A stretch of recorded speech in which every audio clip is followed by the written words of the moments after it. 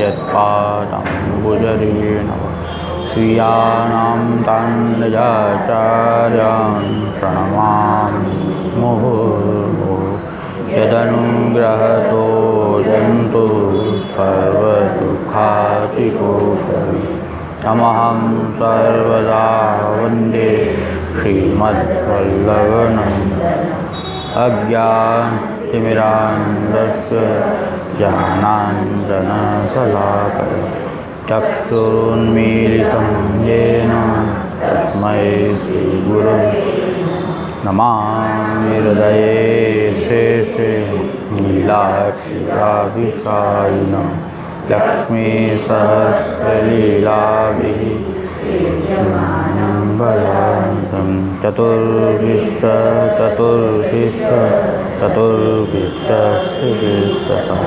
षड्भिर्विराजते योऽसौ पञ्चधारी।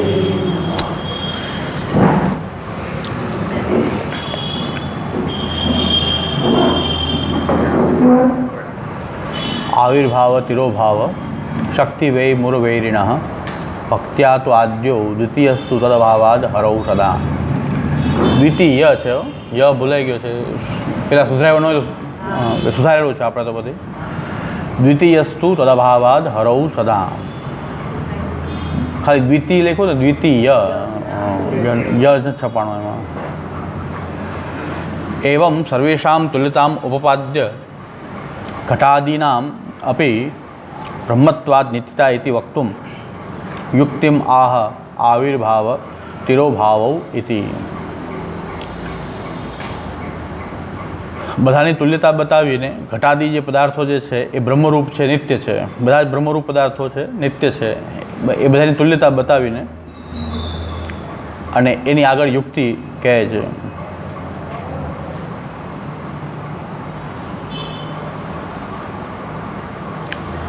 આમાં નીચે બ્રજભાષામાં જે શંકા કરી છે એને જે વિસ્તાર સમજાવી છે. तहाँ कितने ऐसी शंका करे हैं सो अकामयत या श्रुति में बहुत रूप होवे के अर्थ भगवान इच्छा करते भय ऐसो लिख्यो है, सो कैसे बन सके? भगवान अनेक रूप धारण करने इच्छा भगवान ने करी, सो अकामयत बहुत श्याम प्रजा ये. इच्छा तो विकार है, भगवान में विकार केवी रीते संभव है? इच्छा तो विकार है एक प्रकारનો. इच्छा होवी એટલે પોતાની પૂર્ણતાઓ ન હોય તો ઈચ્છા થાય.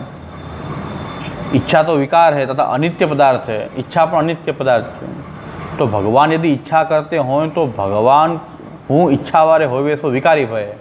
तो भगवान में विकारी होવાનો, भगवान में इच्छा थाय तो इच्छा तो एक विकार है कि पूर्णता जेनी अंदर एने कई इच्छा थती नहीं. तो भगवान में पूर्णता है तो इच्छा केम थई? तो वेद तो एम कहे छे सो अकामयत. मोटा भागना लोकोने भगवान माटे आवा ज ऑब्जेक्शन है. भगवान में आवुं शुं काम? भगवान में आवुं शुं काम? अरे भाई सर्वरूप एनी अंदरथी प्रकट थयुं तो ए पोते केवी रीते एमां न होई शके? पण एनी कंईक दिव्य होय छे. जन्म कर्म च मे दिव्यम यो एवं वेति तत्वतः. भगवान कहे छे कि मारा जन्म ने कर्म बधा दिव्य होय छे, तमारा प्राकृत होय छे, लौकिक होय छे. तो आपणा लौकिक इच्छा छे तो भगवान में इच्छा ने पण लौकिक मानीने विकारी मानी लेवी, एवी शंका बधाने थती होय छे. એટલે આ મહાપ્રભુજી સિવાય આનું સોલ્યુશન કોઈ લાવી શકતું નહીં. શાંકરોએ મિથ્યા કહી દીધું, આ બધું મિથ્યા વાત છે, માયાને કારણે છે, એમ કરીને છૂટી ગયા એ લોકો. પણ ભગવાનમાં સ્વીકારી શકતા નથી કે ભગવાનમાં પણ ઈચ્છા હોઈ શકે, ભગવાનમાં પણ બીજા ધર્મો હોઈ શકે. પણ એ અલૌકિક હોય છે, અપ્રાકૃત હોય છે. એટલે ગુસાઈજી એક શ્લોકમાં સમજાવ્યું, પ્રાકૃત ધર્માનાશ્રયમ અપ્રાકૃત નિખિલ ધર્મ રૂપમ મેતિ નિગમ પ્રતિપાદ્યમ યત તત્શુદ્ધમ સાકૃતિ સ્તવમ. ભગવાનની લીલા જે છે, ભગવાનનું સ્વરૂપ છે, ભગવાનની અંદર જે ધર્મો છે બધા અપ્રાકૃત છે. અપ્રાકૃત નિખિલ ધર્મ રૂપ છે અને પ્રાકૃત ધર્મ નથી. આપણે એને સતત પ્રાકૃત માની લેવાની ભૂલ કરી. મોટાભાગના મોટા દાર્શનિકો પણ આવી ભૂલ કરતા હોય છે. એટલે ભગવાનમાં આવું ઈચ્છા થઈ ગઈ તો વિકારી થઈ ગયા, ભગવાનનો વિકાર આવી ગયો. ઈચ્છા માત્ર વિકાર કેમ આવી જશે? આપણી ઈચ્છા જેવી ઈચ્છા નથી થતી એને. એ તો જ્યારે ઈચ્છા કરે છે ને ત્યારે અનંત કોટી બ્રહ્માંડ પ્રકટ થઈ જાય. આપણી ઈચ્છાથી થાય છે? આપણે જે ઈચ્છીએ કંઈ થતું જ નથી. આપણી ઈચ્છા તો ઘણી કરીએ છીએ પણ કાંઈ નથી થતું. ઈચ્છા હોય એવું કંઈ બનતું નથી. તો ભગવાન તો ઈચ્છા સંકલ્પ માત્રથી કોટી બ્રહ્માંડ પ્રકટ થઈ જાય, લય થઈ જાય, સ્થિતિ કરાવી દે, બધું એ સંકલ્પ માત્રમાં કરી શકે. તો એની ઈચ્છાને આપણી ઈચ્છા એક સરખી કેમ થઈ? એ ઈચ્છા વિકારી કેમ થઈ? જો એની ઈચ્છા વિકાર નથી તો ભગવાન વિકારી કેમ થયો? આ વાત નથી આ દયાનંદ સરસ્વતીને સમજાતી. શાંકરો સ્વીકારી શકતા નથી આ વાતને, એ બધા માને કે પછી મિથ્યા કહી દેવાથી વાત છટકી જાય છે. માયાવાદ મિથ્યા, માયાને કારણે છે, ભગવાનમાં તો નથી, પણ માયાથી ભાષિત થાય છે, ઈશ્વરમાં છે. એટલે શાંકરો એમ સ્ટેન્ડ લે છે. ના, દયાનંદ સરસ્વતી જેવા તથાકથિત વિદ્વાન મૂર્ખ લોકો, એ સાવ મૂર્ખાઈ ભર્યું એનું પ્રદર્શન સત્યાર્થ પ્રકાશ કોઈ વાંચે તો એક સંપૂર્ણ મૂર્ખાઈ છે. એનાથી વિશેષ કાંઈ નથી. શાસ્ત્રને કોઈ વસ્તુ સમજ્યા જ નથી, અને બધાને જે પોતાને ન સમજાણું બધું પાખંડ કહી દીધું. એમાં આવા બધા ક્વેશ્ચન એ લગાવ્યા છે કે ભગવાનને જો મૂર્તિ જો છે તેમ ભજશો તો ભગવાનમાં જડતાનો આરોપ આવી જશે, ભગવાન જડ થઈ જશે. મૂર્તિ જડ હોય છે એટલે ભગવાન જડ થઈ જશે. ભગવાન સર્વરૂપ થઈ શકે એટલે મૂર્તિરૂપ પણ થઈ શકે. જળ ચેતન સર્વ પદાર્થોમાં એ વ્યાપ્ત જ છે, મૂર્તિમાં નથી, બધે વ્યાપ્ત છે. મૂર્તિ તો આપણા ભજન માટે છે કે આપણે એના વ્યાપક રૂપે ભજી જ ન શકીએ, એના માટે મૂર્તિ છે. મૂર્તિ સિવાય પણ બધે વ્યાપ્ત છે ભગવાન, ક્યાંય નથી એમ ના કહી શકાય, સર્વ ભગવદરૂપ જ છે. તો આવી વાતો બધી સત્યાર્થ પ્રકાશ કીધું છે, અસત્યાર્થ પ્રકાશ છે, આ તો મહાન અંધકાર છે. આ ભાગવત સૌથી મોટું પાખંડ કહે છે. દયાનંદ સરસ્વતી એમ કહે કે ભાગવત સૌથી મોટું પાખંડ ભાગવત છે. હવે ભાગવત તમે ન સમજી શકો એટલે પાખંડ. ભાગવતને વિદ્યાવતામ ભાગવતે પરીક્ષા. ભાગવત જેવા ગ્રંથને એમ કે જે પાખંડ છે. વાત આ જ છે કે લૌકિક ભગવાન ચોરી કરે ના કરી શકે એટલે પાખંડ. ભગવાન અનેક સ્ત્રીઓ સાથે રમણ કરે પાખંડ. તો ભાઈ એનું રમણ સામાન્ય લૌકિક રમણ નથી, એનો ચોરી પણ લૌકિક નથી. જન્મ કર્મ છે મેં દિવ્યમ યો એવમ વેતી તત્વતા. તમે એને દિવ્ય માનો, એમાં કંઈક દિવ્યતા છે. એ દિવ્યતા વગર તમે એને આપણા સાથે સરખામણી કરશો તો મહાન તપસ્વીઓ થયા, જ્ઞાનીઓ થયા, તો કૃષ્ણને ભગવાન શું કામ કે સામાન્ય ચોર હોત? તો મહાન તપસ્વીઓ થયા છે. સુખદેવજી આત્મજ્ઞાની હતા, તો એ સુખદેવજી કૃષ્ણની પરમ તત્વ રૂપે કથા શું કામ કહે? રામાનુજાચાર્ય, મધ્વાચાર્ય, શંકરાચાર્ય માયાવાદ ના પુરસ્કર્તા હોવા છતાં ભજ ગોવિંદમ કહે છે. જો ભગવાન એવો ચોર ને એવો રમણ કરવાવાળો, અનેક સ્ત્રી સાથે રમણ કરવાવાળો જો કૃષ્ણ હોય તો શંકરાચાર્યજી આવું વર્ણન કરે? પણ દયાનંદ સરસ્વતીને એવું દેખાય, એવા લોકોને એવું દેખાય કે આ તો બધી મૂર્ખતા છે, ભગવાનની અંદર આવું લંપટપણાનો આરોપ કરી રહ્યા છો. લંપટપણાનો આરોપ કોઈ નથી કર્યો. ભગવાન તો સર્વરૂપ છે, અને એના જન્મ કર્મ દિવ્ય છે, એની ઈચ્છા પણ દિવ્ય છે, એનું જન્મ પણ દિવ્ય છે, એની લીલા પણ દિવ્ય છે, એનું પ્રકટવું બધું દિવ્ય છે. એ ભગવાને ગીતાજીમાં પણ આ કહેવાય. ગીતાજીને માને છો, ભાગવત પાખંડ છે, ગીતા સાચી છે. ગીતા સાચી, ભાગવત પાખંડ. એટલે આવા લોકો છે, મૂર્ખા લોકો. ભારત એને મહર્ષિ કહેવાય. આવા મહર્ષિ હોય. હા, એટલે આ બધાને આવો વાંધો આવે છે કે ભાઈ ઈચ્છા થઈ વિકારી થઈ જશે. ભાઈ આપણને લાગે છે પણ વિકારવાળી ઈચ્છા નથી. સો કામયત બહુશ્યામ પ્રજાએ.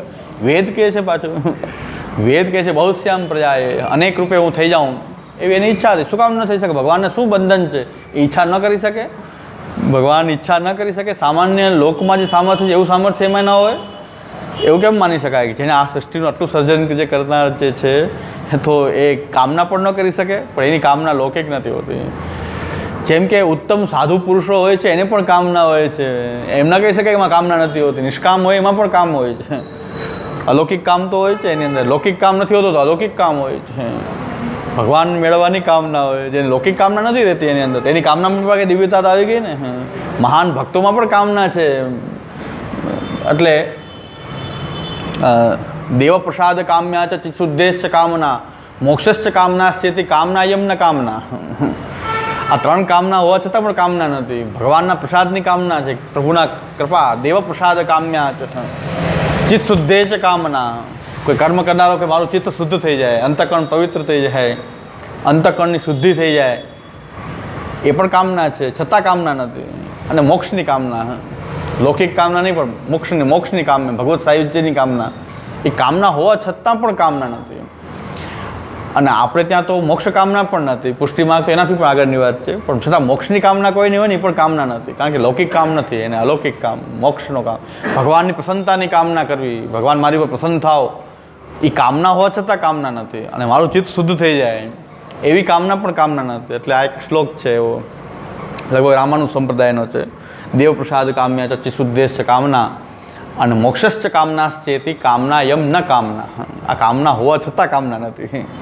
એટલે ભગવાનની અંદર આવો વિકારીપણાનો આરોપ આવી શકે નહીં. કામના ભગવાનને થઈ અનેક રૂપ થવાની, એનાથી ભગવાન વિકારી થાય એવી શંકા કરવાની કોઈ આવશ્યકતા નથી.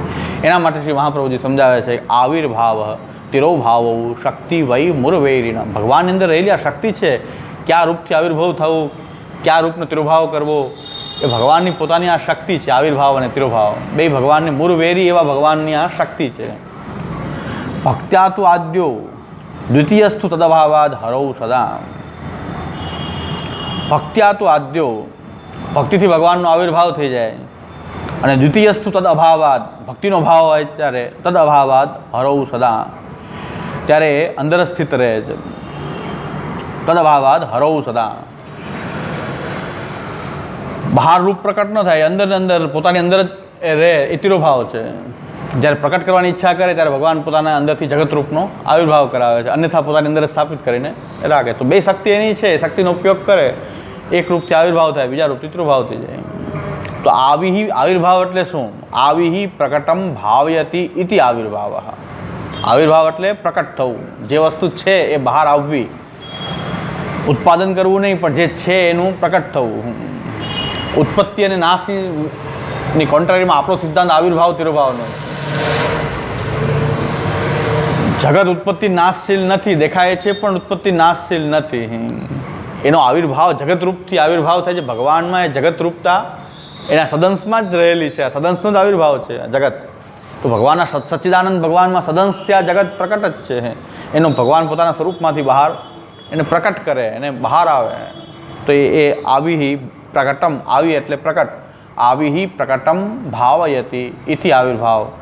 પ્રકટ કરવું એટલે આવિર્ભાવ. આવિર્ભવનમ વા ધર્મ, આ એક ધર્મ છે ભગવાન. આવિર્ભવન એક પોતે એક ધર્મ છે. એ કોઈક ધર્મીમાં રહેવો જોઈએ, આવિર્ભવન રૂપનો ધર્મ. તથા તિરોભવનમ, તિરો એટલે છુપાઈ જવું, પાછું એને લુપ્ત કરી દેવું. એતે ભગવત શક્તિ, આ ભગવાનની શક્તિ છે. બે જો દ્વિવચન પ્રયોગ છે એટલે દીર્ઘ થઈ ગયો. હરિ હરિ હરયઃ. હમણાં મેં આપણે વ્યાકરણમાં બે શક્તિ છે ને, એતે દ્વિવચન પ્રયોગ થયો. ભગવત ભગવાનની, અને શક્તિ શક્તિ શક્તિ શક્તય એમ. હરિ હરિ હરયઃ એટલે તરત ખબર પડી જાય દીર્ઘ થઈ ગયું. ઈકારાંતમાં દીર્ઘ થયો એટલે સમજી લેવાનું કે આ દ્વિવચન થઈ ગયું. બે શક્તિ છે ને ભગવાનને. એટલે આપણે વ્યાકરણ કરતા જઈએ છીએ ને, એટલે જે વ્યાકરણના મુદ્દા આવે આપણે એમાં જોઈ લે, એટલે આપણે વધારે યાદ રહી જાય. વ્યાકરણ એમને એમ યાદ ન રહે, પણ એનો જ્યારે પ્રયોગ જોવામાં આવે ને તરત જ એનાથી વ્યાકરણ જલ્દી યાદ રહે. ક્યાં એનો પ્રયોગ થયો છે, હવે આ ક્યારેય ન ભૂલાય. હરિ હરિ હરયઃ, રવિ રવિ રવયઃ એમ આપણે વ્યાકરણ ચાલે છે. એટલે એના આધારે હવે આપણે લાઇટ થતી જશે, સમજાતું જશે. જ્યાં પ્રયોગ આવે ને ત્યારે આપણે જેટલું આપણે શીખાવ હોય એ તરત એમાં જોઈ લેવું જોઈએ. ધીરે ધીરે કરતાં કરતાં આપણે વ્યાકરણ સહિત આખું જોઈ લઈશું, બધું થઈ જશે. વ્યાકરણ પણ સાથે સાથે ચાલતું રહે, ટેક્સ્ટ પણ ચાલતી રહે. અનંત શક્તિત્વાત, ભગવાન અનંત શક્તિવાળો હોવાથી ભગવત, ભગવાન અનંત શક્તિવાળો હોવાથી અન્યથા બીજાદિ પરિણામાનામ દેહાદિ ભાવે કો હેતુ સ્યાત. એક બીજ છે, એમાંથી આખો દેહ નિર્માણ થઈ જાય, સામાન્ય એક બીજમાંથી. તો એની અંદર કોઈ એવો ધર્મ છે કે એના કારણે બીજમાંથી આખું દેહ નિર્માણ થઈ જાય છે. તો એમાં એક શક્તિ રહેલી છે, આવિર્ભવન નામની શક્તિ રહેલી છે. ભગવાનની એવી અનંત શક્તિ છે. તસ્માદ ભગવત શક્તિ રેવ કારણત્વેન વક્તવ્યા ધર્માદ ધર્મી સિદ્ધૌ કારણમ ભવતી. હંમેશા ધર્મથી ધર્મીની સિદ્ધિ થાય છે, કારણ કે ધર્મ છે તો ધર્મી હોવો જોઈએ. ધર્મી વગર ન રહી શકે ને. કોઈ પણ ધર્મ છે એનો કોઈક ધર્મી હોવો જોઈએ. સુગંધ આવી રહી છે તો ફૂલ તો હોવું જોઈએ. એટલે ધર્મથી ધર્મીની સિદ્ધિ થાય છે. એટલે કોઈ પણ ધર્મ એનો જે છે આવિર્ભાવન રૂપ ધર્મ છે, તો એ ક્યાંક રહેવું જોઈએ. તો જગત, તો જગત જે એક ભગવદ રૂપ છે, નિત્ય છે, ધર્મી નિત્ય છે, અને એની અંદર આવિર્ભાવન નામની શક્તિ રહેલી છે. એના કારણે જગતનો આવિર્ભાવ થતો હોય છે. બીજની અંદર શક્તિ છે વૃક્ષ બનવાની. એક બીજમાં નાનકડું બીજ વૃક્ષ બનવાની શક્તિ ધરાવે છે. એની અંદર એક ધર્મ રહેલો છે આવિર્ભવન. આવિર્ભવન થવાનો એનો ધર્મ રહેલો છે એની અંદર. તો ધર્મી બીજ છે અને એમાંથી વૃક્ષનું નિર્માણ થઈ જાય છે. તો એટલે અન્યથા બીજાદિ પરિણામાનામ દેહાદિ ભાવે કો હેતુ સ્યાત. જો આ ભગવાનની આવી શક્તિ ન હોય તો બીજમાંથી આ દેહ આખો આપણો પણ એક નાના બીજમાંથી આખો દેહ આપણો બનેલો છે. એ કેવી રીતે થઈ જાય એક નાના બીજમાંથી? નરી આંખે દેખાય નહીં એટલા બીજમાંથી એવડો આપણો દેહ નિર્માણ થઈ જાય. તે કોક શક્તિ છે એ ભગવાનની એવી અનંત શક્તિવાળા જે ભગવાન છે. તસ્માદ ભગવત શક્તિ રહેવો કારણ તો એનો કર્યા. આ જે ભગવાનની અનંત શક્તિમાંની એક શક્તિ છે એના એ જ કારણરૂપે બધે હંમેશા કહેવી જોઈએ. કારણ કે ધર્માદ ધર્મી સિદ્ધૌ કારણમ ભવતી. ધર્મથી ધર્મીની સિદ્ધિમાં એ કારણ હોય છે. ધર્માદ ધર્મી સિદ્ધૌ કારણમ ભવતી. ધર્મીની સિદ્ધિમાં ધર્મ જે છે એ કારણરૂપ હોય છે. કારણ કે ધર્મ દેખાશે એના ઉપરથી ખબર પડશે કે એનો કોઈ ધર્મી તો હોવો જોઈએ. એટલે ધર્મી ક્યાંક રહેવો હોવો જોઈએ અને ધર્મી પાસે નિત્ય હોય તો જ આ પ્રક્રિયા ચાલે. ધર્મી બનતો હોય તો પછી એ ક્યાંથી બન્યો પછી પાછો એ અનવસ્થા થઈ જાય પાછું.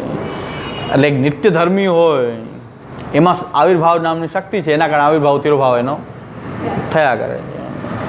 એટલે ધર્માદ ધર્મી સિદ્ધૌ કારણમ ભવતી.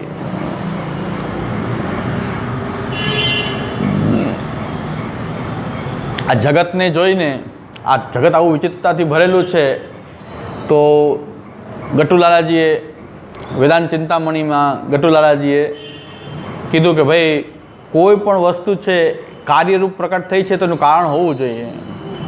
એનું કારણ કોઈક હોવું જોઈએ. પુત્ર છે તો માતા પિતા હોવા જોઈએ. કોઈને કોઈ માતા પિતા હશે. માતા પિતાના કોઈક માતા પિતા હશે.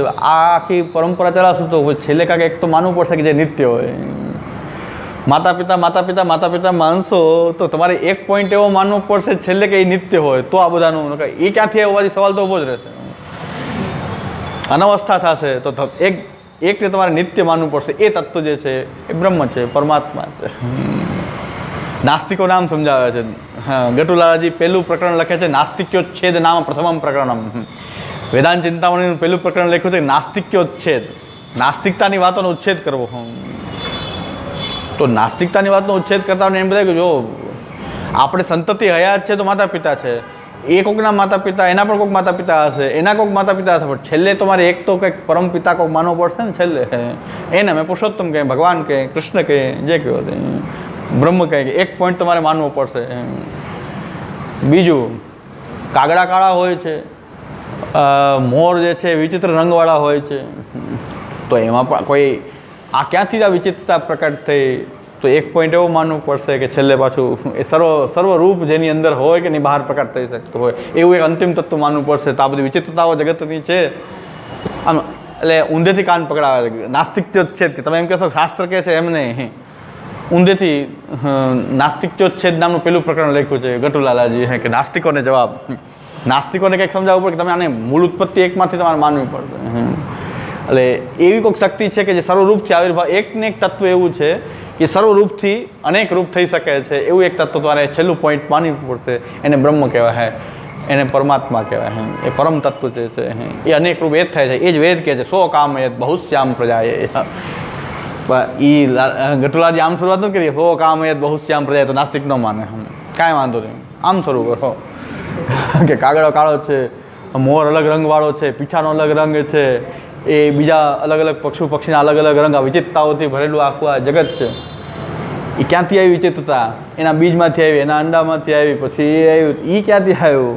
એક તત્વ એવું માનવું પડશે કે બધી વિચિત્રતા એની અંદર ભરેલી છે, એને બહાર કરી છે. આવિર્ભાવ જ થયો છે આ જગતનો. એટલે જગત નિત્ય છે. આ રીતે બહુ સુંદર રજૂઆત. ગટુલાલાજીનો ગ્રંથ બહુ સુંદર છે વેદાંત ચિંતામણી. અમારા કિશનગઢમાં ચાલે છે એનો સ્વાધ્યાય કે કિશનગઢમાં એનું પ્રવચન ચાલે છે. 3 પ્રકરણ થયા. આપણે જેમ પ્રમેય રત્નાણવ છે ને એવો ગ્રંથ છે વેદાંત ચિંતામણી. 15 પ્રકરણવાળો, એના 15 ચેપ્ટર છે એની અંદર.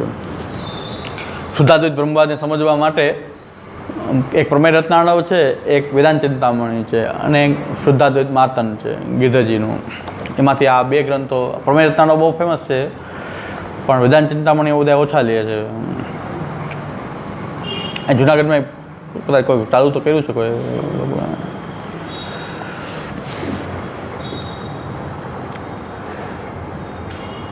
આવિ પ્રકટમ ભાવયતિ ઇતિ આવિર્ભાવ. આવિર્ભવનમ વા ધર્મ. આવિર્ભવન એક ધર્મ છે. તથા તિરોભવનમ. તિરોભવન પણ એક ધર્મ છે. એ તે ભગવત શક્તિ. આ બે ભગવાનની શક્તિ છે. અનંત શક્તિત્વાદ ભગવત. ભગવાનની અનંત શક્તિવાળા ભગવાન હોવાથી. અન્યથા બીજાદી પરિણામમાં નામ દેહાદિ ભાવે કો હેતુ સ્યાદ. બીજમાંથી કોઈ આવી શક્તિ ન હોય તો બીજમાંથી દેહ કેમ બની જાય. તસ્માદ ભગવત શક્તિ રેવ કારણત્વેન વક્તવ્યા. ધર્મી સિદ્ધ હોવું કારણ. ધર્મીની સિદ્ધિમાં ધર્મથી કારણ હોય છે. કારણમ ભવતી. ધર્મીની સિદ્ધિ હંમેશા થઈ જતી હોય છે. સુગંધ આવે આપણે કહેતું પુષ્પ હશે. સુગંધ આવી રહી છે ગુલાબની, તો ગુલાબ તો હોવું જ જોઈએ ક્યાંક. ધર્મી તો છે ને, આ ધર્મ છે એનો. સુગંધ એનો ધર્મ છે. પ્રકાશ આવી રહ્યો છે તો દીવો ક્યાંક હોવો જોઈએ. થોડોક દૂર હશે પણ દીવાનો પ્રકાશ આવી રહ્યો છે. ધર્મ પ્રકટ છે તો ધર્મી તો ક્યાંક એની સ્થિતિ છે. અત્ર ઇદમ પ્રતિભાતિ. દ્વિતીય પક્ષે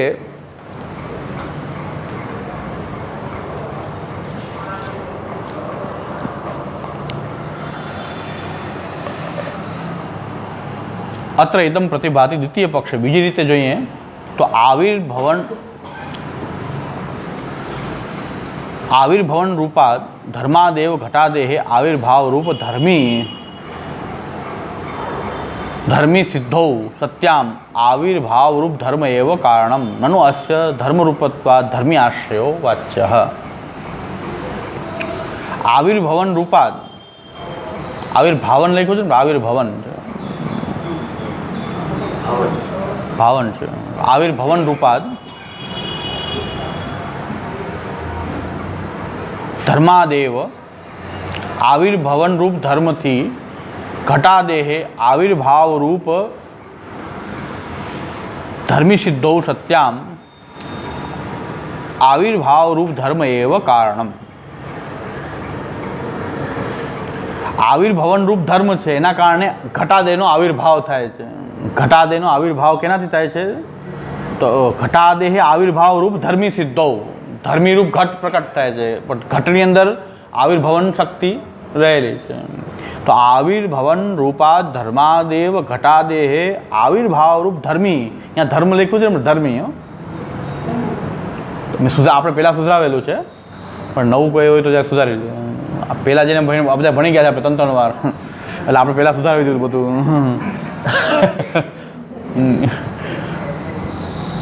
પણ મને એવું લાગે કે હવે હું પોતે બરાબર સમજો એવું મને અત્યારે લાગે છે. મેં 2 વખત મેં ભણાવી દીધું.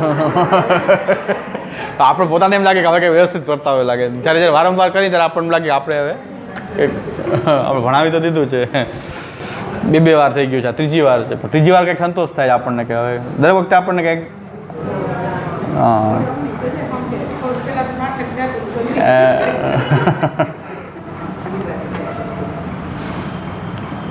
તો આવિર્ભવન રૂપાદ. આવિર્ભવન એક ધર્મ છે. એનાથી ઘટ વગેરેનો આવિર્ભાવ જે થાય છે એ ધર્મી છે. ઘટ પ્રકટ થઈ શકવાની શક્તિ રહેલી છે એટલે ઘટનો આવિર્ભાવ થાય છે. આવિર્ભાવ રૂપ ધર્મ એવ કારણ. આમાં આવિર્ભાવ રૂપ જે ધર્મ છે એ જ કારણ છે. ઘટ પ્રકટ થવામાં, માટીમાંથી ઘટ પ્રકટ થાય તો એમાં ઘટનો આવિર્ભાવ થઈ શકે એવી જે શક્તિ છે ઘટમાં, કે એનો આવિર્ભાવ થઈ શકે એટલે એ જ કારણ છે. નનુ અસ્ય ધર્મરૂપત્વાદ ધર્મ્યાશ્રયો વાચ્ય. નનુ અસ્ય ધર્મરૂપત્વાદ. આ બધા ધર્મો જે છે એ કોઈક ધર્મીમાં રહે જ છે. ધર્મી આશ્રય હંમેશા એનો હોય છે. એના આધાર પર નક્કી થાય છે કે જગતની નિત્યતામ સિદ્ધ થશે આવિર્ભાવ તિરુભાવને કારણે.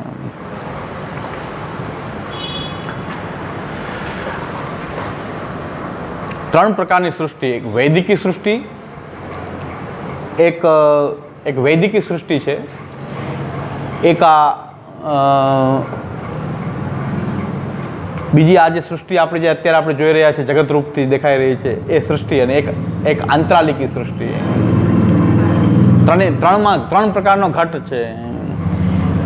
એક ઘટ આ સૃષ્ટિ જે પ્રકટ થઈ રહી છે અત્યારે, જે સૃષ્ટિ છે જગતરૂપથી દેખાઈ રહી છે, એમાં એક સૃષ્ટિ છે.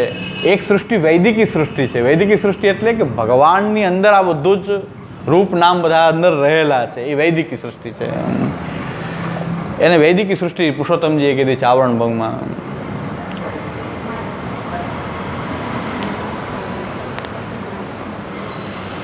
એક વૈદિકી સૃષ્ટિ છે. આ વૈદિક સૃષ્ટિ કઈ છે? વેદ એટલે શું? ભગવાનનું જ્ઞાન.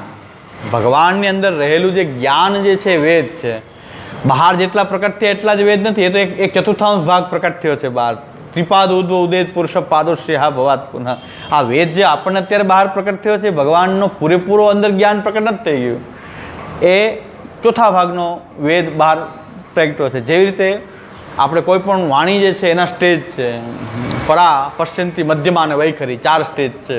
એક પરાવાક છે, એક પશ્યંતી છે, એક મધ્યમા છે અને પછી એક વૈખરી આપણે બોલીએ છીએ વૈખરી. તો વેદના પણ 4 સ્ટેજ છે. એમાં પરા સ્ટેજનો વેદ છે તો ભગવાનની અંદર જ બિરાજી રહ્યો છે. ભગવાનના જ્ઞાનથી બિરાજે છે. ભગવાનમાં જે જ્ઞાન છે એ બિરાજે છે. એમાંથી જેટલું પ્રકટીકરણ થયું વૈખરી લેવલનો વેદ જે છે આપણે આ બહાર આવ્યો. ઋગ, યજુર, શ્યામ, વેદ, અથર્વ વગેરે જે કાંઈ વેદ પ્રકટ થયો એ પૂરેપૂરો નહીં પણ વેદનો એક ભાગ પ્રકટ થયો છે. એટલે કહે છે ન ઇતિ ન ઇતિ. એટલે પૂરેપૂરું વર્ણન કરવા એ સમર્થ નથી. કારણ કે પૂરેપૂરો છે નહીં ને. એ પૂરેપૂરો નથી. જેટલો બહાર પ્રકટ થયો એટલો છે. એટલે વેદ કહે છે ન ઇતિ. તમે આમ માનશો કે બ્રહ્મ આવો જ છે? ના, એવો નથી. એટલો જ નથી. ન ઇતિનો અર્થ એમ છે કે તમે આમ માની તો ફિક્સ માની લો કે નિરાકાર બ્રહ્મ. ના, એમ નથી. એ સાકાર પણ હોઈ શકે. તમે કહો સાકાર જ હોય? ના ના, ન ઇતિ. એ નિરાકાર સાકાર બધું હોઈ શકે. એટલે ન ઇતિ કોઈ એક વસ્તુ ફિક્સ કરશો અનંત શક્તિત્વાદ છે. એનો અનંત શક્તિવાળો હોવાથી નૈતિ નૈતિ વેદ શું કામ કહે છે નૈતિ નૈતિ? એ નૈતિ નૈતિનો અર્થ છે કે તમે જેમ કહો છો એમ નહીં, બીજું પણ હોઈ શકે. નૈતિ નૈતિ કે તમે એમ કીધું સાકાર બ્રહ્મ છે. ના, નિરાકારે હોઈ શકે. સાકાર જ છે એવું નિરાકાર હોઈ શકે. દયાનંદ સરસ્વતી ભલે આપણો ગમે એટલો વિરોધ કરે કે સૌથી મોટા પાખંડી વલ્લભ એમ કહે છે. મહાપ્રભુજી સૌથી મોટા પાખંડી. ભારત વર્ષના જેટલા દાર્શનિકો વિદ્વાનો છે સૌથી મોટા પાખંડી વલ્લભ. કાંઈ વાંધો નહીં. પણ છતાં તમે એમ કહો છો કે યજ્ઞ રૂપ જ ભગવાનનું સાચું રૂપ, નિરાકાર રૂપ જ સાચું રૂપ. અમે માનીએ છીએ કે બ્રહ્મ નિરાકારે હોઈ શકે. તમારી ધારણા છે કે બ્રહ્મ નિરાકાર હોઈ શકે પણ સાકાર પણ ન હોઈ શકે એમ ના કહી શકાય. ન ઇતિ તો પછી ન ઇતિ ન ઇતિ. એ ભલે ગમે એટલો વિરોધ કરે છતાં તમારી જે માનતા અનુસારનો પણ બ્રહ્મ હોઈ શકે. તમે જે નિરાકાર બ્રહ્મ માનો છો હોઈ શકે. અમે અનુમોદન કરીએ છીએ હોઈ શકે. અમે એમ નથી કહેતા કે ન હોઈ શકે. તમે એમ કહો છો ન હોઈ શકે, સાકાર હોય જ નહીં, નિરાકાર જ હોય. તો અમે પાછું નૈતિ નૈતિ લાગી જશે. બ્રહ્મ આવો જ હોય. આપણે પણ એમ કે સાકાર જ છે. નહીં, નૈતિ નિરાકારે હોય. જે નિરાકારથી વધુ છે એની માટે નિરાકારે થઈ જાય. સાકાર વધુ ને સાકાર થઈ જાય. નૈતિ એટલે નૈતિ નૈતિનો આ સિદ્ધાંત કોન્સેપ્ટ વેદનો જ છે. એ વેદને તો માને છે બધા, આર્ય સમાજ બધા માને છે. પણ એ બધા ક્યાંય ફિક્સેશન મહાપ્રભુજી નથી કરતા. મહાપ્રભુજી બધી વાત ખુલ્લી રાખી છે કે ભાઈ જેવો છે વેદમાં બતાવેલો બ્રહ્મ જેવો છે એવું વર્ણન કરવું જોઈએ. પછી તમને સાકાર સારો લાગે તો સાકાર, નિરાકાર ન ગમતો હોય તો પણ વેદમાં છે તમારે માનવું જોઈએ કે નિરાકાર પણ છે ને સાકાર પણ છે, ઉભય રૂપ છે. બધું રૂપ ધારણ કરી શકે તો નિરાકારે થઈ જાય ને સાકારે થઈ જાય. એટલે એક વૈદિકી સૃષ્ટિ એટલે કે ભગવાનનું જે જ્ઞાન છે એમાં બધા નામ રૂપ જે ભગવાનની અંદર રહેલા છે એમાંથી કેટલા બહાર આવ્યા હોય કે બધા બહાર આવી ગયો જરૂર નથી. અનેક નામરૂપ અનંત શક્તિવાળો બ્રહ્મ હોવાથી બધા જ નામરૂપ બહાર આવી ગયા એમ ન કહી શકાય છે. ઘણા અંદર બિરાજી રહ્યા છે. તો વૈદિકી સૃષ્ટિમાં બધા જ નામરૂપ સ્ટોર થયેલા છે. બધા આકાર, એના બધાના નામ, બધા કન્સેપ્ટ ભગવાનની અંદર જે છે એ સૃષ્ટિકાળમાં ભગવાનની જેટલી ઈચ્છા હોય એનો આવિર્ભાવ પોતાની અંદરથી એને બહાર પ્રકટ કરતા હોય છે. એટલે ઘટરૂપનું એક ઘટ વૈદિક સૃષ્ટિમાં રહેલો ઘટ છે. એક આ સૃષ્ટિમાં જે પ્રકટ કરી ભગવાને આ જે સૃષ્ટિ છે જગતરૂપથી એમાં એક ઘટ છે. અને એક આંતરાલિકી સૃષ્ટિમાં પણ એક ઘટ છે, માઇક ઘટ છે. એક માઇક ઘટ છે. તમને સપનામાં ઘટ દેખાય એ ક્યાંય બહાર ક્યાંય નથી, તમારી અંદર જ છે. સપનામાં ઘટ દેખાતો હોય તો એ ઘટ તમારી અંદર એક આંતરાલિકી સૃષ્ટિમાં રહેલો એક ઘટ છે. તો 3 છે ને પાછા, જેમ યહ ક્રીડતી, ય જગત ભૂતવા ક્રીડતી, યતો જગત ક્રીડતી. તો દરેક નામ રૂપ જે છે એના વૈદિક સૃષ્ટિમાં પણ નામ રૂપ છે. એ જગતની અંદર પ્રકટ થયેલા નામરૂપ છે. અને આંતરાલિકી સૃષ્ટિમાં પણ નામરૂપ છે. એ બધા જ ત્રિવિધ ક્રીડા છે બ્રહ્મની આ લીલા. એટલે એમ કહે છે કે એક ઘટ એવો છે કે જે નિત્ય ઘટ છે. એ વૈદિક સૃષ્ટિનો ઘટ એવો છે કે નિત્ય છે. એટલે બાકીના પદાર્થને તમે ઓળખી શકો કે આ ઘટ છે. એક ઘટ ત્યાં છે, નિત્ય છે. અને ભલે અહીં ઘટ આપણે ફૂટી ગયો ઘડો, એટલે આપણે કે ઘડો ફૂટી ગયો તો ફૂટી ગયો છતાં પણ ઘડો તો છે, ઘટ ફૂટી ગયો છતાં પણ એક ઘટ તો નિત્ય છે કે જેથી કરીને નવો ઘટ પાછો આવિર્ભાવ થઈ શકે છે એમ. એ વસ્તુની ચર્ચા હવે કરવામાં આવે છે, મહાપ્રભુજી એની ચર્ચા કરે છે. એટલે હવે જે મુદ્દો આવે છે ને આ કહેવા માંગે છે. એટલે હું ખાલી સાદી ગુજરાતીમાં સમજાય મૂળ આ વસ્તુ છે પાછી. આપણું હાર્ટ આપણા ફિલોસોફીનો આવિર્ભાવ તિરોભાવ શક્તિ દ્વારા આપણું હાર્ટ છે આપણી ફિલોસોફીનું. એટલે આ કારિકાનો વિસ્તાર પણ વધારે છે, પ્રકાશ ઘણી મોટી છે. અને ચોથી વાર હજી હું પાછું આ ભણું છું, આ સર્વનિર્ણય એ ચોથી વાર ભણું છું આવરણ ભંગ ટિપ્પણી સાથે.